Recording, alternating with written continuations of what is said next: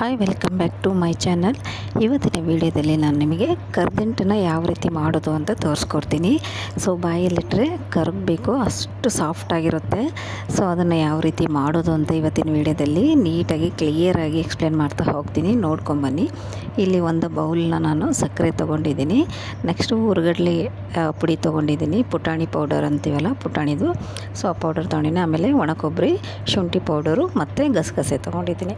ಇವಾಗ ಒಂದು ಪಾತ್ರೆಯಲ್ಲಿ ಸಕ್ಕರೆನ ಹಾಕಿ ಲೋ ಫ್ಲೇಮಲ್ಲಿ ಇಟ್ಕೊಂಡಿದ್ದೀನಿ. ಒಂದು ಅರ್ಧ ಕಪ್ ಅಷ್ಟು ತೊಗೊಂಡಿದ್ದೀನಿ. ಒಂದು ಕಪ್ಪು ಸಕ್ಕರೆಗೆ ಅರ್ಧ ಕಪ್ ನೀರು ಹಾಕಿದ್ದೀನಿ. ಇವಾಗ ಇದು ಚೆನ್ನಾಗಿ ಮೆಲ್ಟ್ ಆಗಬೇಕೆಲ್ಲ, ಕರಗಬೇಕು. ಸಕ್ಕರೆ ಎಲ್ಲ ಪಾನಕ ಮಾಡ್ಕೊತೀವಲ್ಲ ಅದೇ ರೀತಿನ ನಾವು ಮಾಡ್ಕೋಬೇಕು. ನೋಡಿ ಇವಾಗ ಚೆನ್ನಾಗಿ ಕುದೀತಾ ಇದೆ. ಇವಾಗ ಇದು ಚೆನ್ನಾಗಿ ಎಲ್ಲ ಮೆಲ್ಟ್ ಆದಮೇಲೆ, ಎಲ್ಲ ಕರಗಿದ ಮೇಲೆ ಇದು ಒಂದೇಳೆ ಪಾನಕ ಅಂತಾರಲ್ವ, ಸೊ ಅಲ್ಲಿ ಆ ರೀತಿ ಬರಬೇಕು. ಸೊ ಇದು ನೋಡಿ ಇವಾಗ ಹಿಂಗೆ ನೀವು ಕೈಯಿಂದ ಈ ರೀತಿ ಮುಟ್ಟಿ ಈ ರೀತಿ ಹಿಂಗೆ ಮಾಡಿದರೆ ಈ ರೀತಿ ಬರಬೇಕು. ಇದು ಆಗಿದೆ ಅಂತ ಅರ್ಥ. ಅವಾಗ ಗ್ಯಾಸ್ ಸ್ಟವ್ನ ಆಫ್ ಮಾಡಿಕೊಂಡು ಹುರ್ಗಡ್ಲೆ ಪುಡಿನ ಹಾಕಿಬಿಟ್ಟು ಚೆನ್ನಾಗಿ ಮಿಕ್ಸ್ ಮಾಡ್ಕೋಬೇಕು. ಸೊ ನಾನಿಲ್ಲಿ ಒಂದು ಬೌಲ್ ತೊಗೊಂಡಿದ್ದೆ ಹುರ್ಗಡ್ಲೆದು. ಸೊ ಇವಾಗ ನೋಡಿ ಚೆನ್ನಾಗಿ ಮಿಕ್ಸ್ ಮಾಡ್ಕೋಬೇಕು. ಯಾವುದೇ ಕಾರಣಕ್ಕೂ ನೀವು ಗ್ಯಾಸ್ ಸ್ಟವ್ನ ಆನ್ ಮಾಡ್ಕೋಬಾರ್ದು. ಪಾನಕ ಆದ ತಕ್ಷಣ ಆಫ್ ಮಾಡ್ಕೋಬೇಕು. ನೆಕ್ಸ್ಟ್ ಇಲ್ಲಿ ಶುಂಠಿ ಪೌಡರ್ ಹಾಕಿ ಮಿಕ್ಸ್ ಮಾಡ್ಕೊತಿದ್ದೀನಿ. ನೋಡಿದ್ರಲ್ವ, ಈ ರೀತಿ ಕನ್ಸಿಸ್ಟೆನ್ಸಿ ಬರಬೇಕು. ಇವಾಗ ನೆಕ್ಸ್ಟ್ ಇಲ್ಲಿ ಒಂದು ಪ್ಲೇಟಿಗೆ ನಾನಿಲ್ಲಿ ತುಪ್ಪ ಇಲ್ಲಾಂದರೆ ಎಣ್ಣೆ ನೀವು ಹಾಕ್ಕೋಬೋದು. ಇಲ್ಲಿ ನಾನು ಒಂದು ಸ್ವಲ್ಪ ಎಣ್ಣೆ ಹಾಕ್ತಾಯಿದ್ದೀನಿ. ಇವಾಗ ಇದಕ್ಕೆಲ್ಲ ಚೆನ್ನಾಗಿ ಸ್ಪ್ರೆಡ್ ಮಾಡ್ಕೋಬೇಕು ಒಂದು ಪ್ಲೇಟಲ್ಲಿ. ಆಮೇಲೆ ಒಣ ಕೊಬ್ಬರಿನ ಹಾಕ್ತಾಯಿದ್ದೀನಿ. ಎಲ್ಲ ಕಡೆ ಚೆನ್ನಾಗಿ ಒಣ ಕೊಬ್ಬರಿನ ಹಾಕಬೇಕು. ಅವು ಪಾನಕ ಮಾತ್ರ ಕರೆಕ್ಟಾಗಿ ಬರಬೇಕು. ಒಂದೆಳೆ ಪಾನಕ ಬಂದ ತಕ್ಷಣ ಆಫ್ ಮಾಡ್ಕೋಬೇಕು, ಓಕೆನಾ. ಇವಾಗ ಇಷ್ಟು ಕೊಬ್ಬರಿ ಎಲ್ಲ ಹಾಕಿದ್ಮೇಲೆ ಗಸಗಸೆ ಹಾಕಿದ್ದೀನಿ. ಇವಾಗ ಇದಕ್ಕೆ ಈ ಪ್ಲೇಟ್ ಮೇಲೆ ನಾನು ಇವಾಗ ರೆಡಿಯಾಗಿರೋದು ಇವಾಗ ಇದಕ್ಕೆ ಹಾಕ್ತಾಯಿದ್ದೀನಿ. ಸುಡ್ತಾ ಇರುತ್ತೆ, ಸೊ ಹುಷಾರಿಂದ ಹಾಕ್ಕೊಳ್ಳಿ.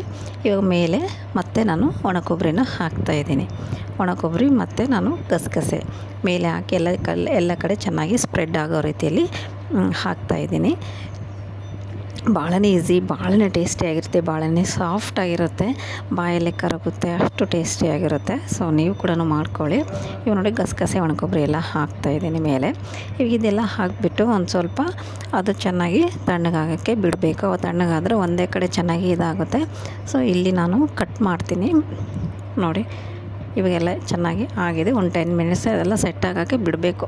ಅದು ಸೆಟ್ ಆದಮೇಲೆ ನೀವು ಯಾವ ರೀತಿ ಬೇಕೋ ಆ ರೀತಿ ಶೇಪಲ್ಲಿ ಕಟ್ ಮಾಡ್ಕೋಬೋದು. ನೋಡಿ ಒಂದು ಸ್ವಲ್ಪ ತಣ್ಣಗಾದರೆ ಸಾಕೋದು. ನೀವು ಶೇಪು ಯಾವ ರೀತಿ ಬೇಕೋ ಆ ರೀತಿ ಮಾಡಿಕೊಂಡು ಇದು ಮಾಡ್ಕೋಬೋದು. ನಾನು ಇಲ್ಲಿ ಸ್ಕ್ವೇರ್ ಶೇಪ್ ಮಾಡ್ಕೊಂಡಿದ್ದೀನಿ. ನೋಡಿ ಎಷ್ಟು ಚೆನ್ನಾಗಿ ಬಂದಿದೆ. ನೀವು ಕೂಡ ಮಾಡ್ಕೊಳ್ಳಿ, ಒಳ್ಳೆ ಟೇಸ್ಟ್ ಇರುತ್ತೆ, ಒಳ್ಳೆ ಸಾಫ್ಟಾಗಿ ಬರುತ್ತೆ. ಸೊ ಇವತ್ತಿನ ವೀಡಿಯೋ ನಿಮಗೆಲ್ಲರಿಗೂ ಲೈಕ್ ಆಗಿದೆ ಅಂತ ಅಂದ್ಕೊತೀನಿ. ಲೈಕ್ ಆದರೆ ಲೈಕ್ ಮಾಡಿ, ಹಾಗೆ ಫ್ಯಾಮಿಲಿ ಫ್ರೆಂಡ್ಸ್ಗೆ ಎಲ್ಲರಿಗೂ ಶೇರ್ ಮಾಡಿ, ಹಾಗೆ ನನ್ನ ಚಾನಲ್ಗೆ ಸಪೋರ್ಟ್ ಮಾಡಿ, ಸಬ್ಸ್ಕ್ರೈಬ್ ಮಾಡಿ ಅಂತ ಕೇಳ್ತಾ ಇವತ್ತಿನ ವೀಡಿಯೋನ ನಾನು ಎಂಡ್ ಮಾಡ್ತಾಯಿದ್ದೀನಿ. ಮತ್ತು ನೆಕ್ಸ್ಟ್ ವೀಡಿಯೋದಲ್ಲಿ ಇಂಥದ್ದೇ ಒಂದು ರೆಸಿಪಿಗೆ ಮತ್ತೆ ಸಿಗ್ತೀನಿ ನಾನು. Thank you for watching.